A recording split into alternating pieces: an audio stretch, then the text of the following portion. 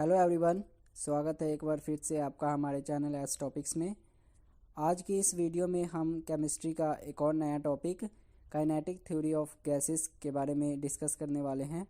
और आज की इस वीडियो में हम काइनेटिक थ्योरी ऑफ गैसेस के जो पोस्टुलेट्स होते हैं यानी कि जो अजम्पशंस हैं उनके बारे में हम डिस्कस करेंगे। चलिए वीडियो को शुरू करते हैं। इस थ्योरी का जो सबसे फर्स्ट पोस्टुलेट है हमारे सामने, जैसे हम सभी को पता है कि all the gases are made up of extremely small particles, जो कि एटम्स भी हो सकते हैं एंड मॉलिक्यूल्स भी हो सकते हैं। अगला पोस्टुलेट है कि molecules of same gas are identically in all respects. इसका मतलब है कि अगर सेम गैस के मॉलिक्यूल्स है तो वो हर रिस्पेक्ट में यानी कि उनका मास, शेप, साइज सब सेम होगा। Third point, particles of a gas are always in constant and random motion along straight line। Basically हम सभी को जैसे पता ही है कि गैस के जो पार्टिकल्स होते हैं वो कॉन्स्टेंटली मूव कर रहे होते हैं, मोशन में होते हैं, एक रैंडम मोशन में। और मेन पॉइंट ये है कि जो पार्टिकल्स हैं ये गैस के, ये स्ट्रेट लाइन में मोशन कर रहे होते हैं, यानी कि बिल्कुल सीधा सीधा चलते हैं, इनका मोशन एकदम स्ट्रेट लाइन में होता है। हाँ, जितने भी पॉसिबल डायरेक्शंस होते हैं इनके पास, ये हर डायरेक्शन में मोशन कर सकते हैं, लेकिन जो इनका मोशन होगा वो सीधी लाइन में ही होता है। तो next point, during their motion particles collide with each other and with the walls of container. That means कि जैसे अभी हमने थर्ड पॉइंट में देखा था कि गैस के पार्टिकल्स जो है वो कॉन्स्टेंटली मूव कर रहे होते हैं। अब जब ये पार्टिकल्स कॉन्स्टेंटली मूव कर रहे होते हैं तो इनके मोशन के दौरान ये पार्टिकल्स आपस में कोलाइड कर जाते हैं, एक दूसरे से टकराते हैं। और ये एक दूसरे से तो टकराते ही हैं, साथ में गैस को जिस कंटेनर में रखा जाता है उस कंटेनर के वॉल से भी इनका कोलिजन होता है। उसके बाद देखिए, and these collisions are perfectly elastic in nature. इसका क्या मतलब है?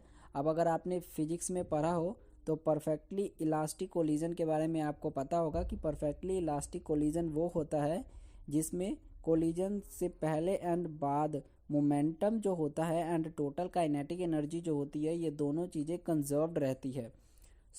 यहाँ पर भी ऐसे ही होगा, इन पार्टिकल्स के बीच में जो कोलिजन होगी वो परफेक्टली इलास्टिक कोलिजन होगी, यानी कि इनका जो मोमेंटम होगा और काइनेटिक एनर्जी जो होता है वो कंजर्व्ड रहता है, वो लॉस नहीं होता।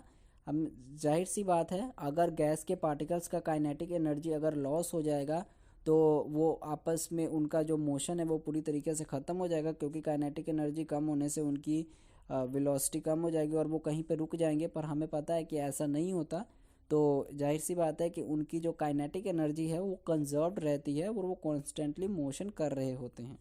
तो next point, pressure is exerted by the gas as a result of collision of the particles with the walls of container। इसका क्या मतलब है? इसका मतलब है कि जो भी गैस का प्रेशर होता है वो रिजल्ट होता है जो गैस के पार्टिकल्स कंटेनर के जो वॉल पे जो कोलिजन होता है उनका वॉल के साथ, यानी कि जब पार्टिकल्स वॉल से टकराते हैं तो वो वॉल पे एक फोर्स एक्सर्ट करते हैं, एक फोर्स लगाते हैं, और वो फोर्स जब वॉल के एरिया पे लगता है तो force over area is equal to pressure होता है। तो वो कोलिजन की वजह से ही प्रेशर जो होता है वो पैदा होता है। That gravity is neglected at the particle of gas, यानी कि गैस के जो पार्टिकल्स होते हैं, एक्सट्रीमली स्मॉल पार्टिकल्स, उनके ऊपर ग्रेविटी एक्ट नहीं करती। जाहिर सी बात है कि गैस के पार्टिकल्स का मास इतना थोड़ा होता है, इतना कम होता है कि उसके ऊपर जो है ग्रेविटी एक्ट नहीं कर पाती, उसको अपनी तरफ खींच नहीं पाती। ये पॉइंट आपको जो अभी हमने स्ट्रेट लाइन वाला पॉइंट बताया था उस समझने में हेल्प कर सकती है कि ग्रेविटी, जैसे अगर हम किसी बॉल को फेंके हॉरिजॉन्टली, अगर हम किसी बॉल को थ्रो करते हैं तो ग्रेविटी उसे अपनी तरफ खींच लेती है और जो बॉल है वो स्ट्रेट लाइन में जाने की बजाय प्रोजेक्टाइल मोशन करते हुए जाता है। लेकिन जैसे कि हमने कहा कि गैस के पार्टिकल जो होते हैं वो प्रोजेक्टाइल नहीं करेगा, वो स्ट्रेट लाइन में जाएगा। अब स्ट्रेट लाइन में जाएगा तो जाहिर सी बात है उस पर ग्रेविटी नहीं लग रही है। अगर उस पर ग्रेविटी लग रही होती तो वो भी प्रोजेक्टाइल कर जाता, स्ट्रेट लाइन में नहीं जा पाता। लेकिन उस पर ग्रेविटी एक्ट नहीं करती है, the actual volume occupied by gas molecules is negligible when compare to volume of gas. इस पॉइंट को समझिए। देखिए, जैसे कि अगर हम किसी कंटेनर में गैस के मॉलिक्यूल्स को रखते हैं या गैस को रखते हैं, तो जो उस कंटेनर का वॉल्यूम होता है उस वॉल्यूम को ही गैस का वॉल्यूम मान लिया जाता है। लेकिन अगर उस सारे गैस के मॉलिक्यूल्स को हम इकट्ठा करके जोड़ के किसी पॉइंट पर रख दिया जाए, तो वो जो वॉल्यूम होगा वो गैस के यानी कि कंटेनर के वॉल्यूम के कंपेयर में निग्लेजिबल माना जाता है। यानी कि गैस के मॉलिक्यूल्स इतने छोटे हैं, इतने मतलब उसके पार्टिकल्स इतने ज़्यादा छोटे हैं कि अगर उन्हें इकट्ठा रखा जाए, एक साथ रखा जाए, तो उनका जो वॉल्यूम होगा वो पूरे गैस के वॉल्यूम के कंपेयर में निग्लेजिबल माना जाता है। हालांकि ये जो पॉइंट है ये काफ़ी इम्पॉर्टेंट पॉइंट है अकॉर्डिंग टू थ्योरी, लेकिन ये पॉइंट जो है वो रियल गैसेस के लिए ट्रू नहीं है। अब हम सभी को पता है, जाहिर सी बात है कि मॉलिक्यूल्स का थोड़ा ना थोड़ा तो वॉल्यूम होगा ही। अब वो निग्लेजिबल थोड़ी ना होगा, बिल्कुल ख़त्म थोड़ी ना हो जाएगा, लेकिन ऐसा अकॉर्डिंग टू थ्योरी माना जाता है। इसलिए ये जो पॉइंट है, ये जो पोस्टुलेट है, ये रियल गैसेस के लिए ट्रू नहीं है, ये सिर्फ आइडियल गैसेस के लिए ही ट्रू है। That there is no force of attraction between particles of gas at ordinary temperature and pressure। इसका मतलब कि अगर ordinary temperature and ordinary condition पे देखें तो जो गैस के पार्टिकल्स हैं इनके बीच में कोई भी फोर्स ऑफ अट्रैक्शन नहीं होता। हालांकि हम शुरू से हम यही पढ़ते आ रहे हैं, हमें पढ़ाया जा रहे हैं कि पार्टिकल्स के बीच में फोर्स ऑफ अट्रैक्शन होता है। हालांकि गैसेस में बहुत कम होता है, लेकिन होता है। लेकिन according to kinetic theory of gases, particles के बीच में, गैस के पार्टिकल्स के बीच में कोई भी अट्रैक्टिव फोर्स अट्रैक्शन का या रिपल्शन का नहीं होता। अब ये पॉइंट भी रियल गैसेस के लिए 100% ट्रू नहीं है, ये पॉइंट भी आइडियल गैसेस के लिए ही ट्रू है। अकॉर्डिंग टू थ्योरी इसे माना जाता है। इसीलिए आपको ये बताना भी ज़रूरी है कि जो काइनेटिक थ्योरी ऑफ गैसेस है ये रियल गैसेस के लिए पूरी तरीके से ट्रू नहीं है, यानी कि ये पूरी तरीके से रियल गैसेस के लिए वैलिड नहीं है। ये रियल गैसेस के लिए पार्शली वैलिड है। हाँ, ये आइडियल गैसेस के लिए 100% ट्रू है, 100% वैलिड है। Average kinetic energy of a gas depends only and only upon absolute temperature of gas.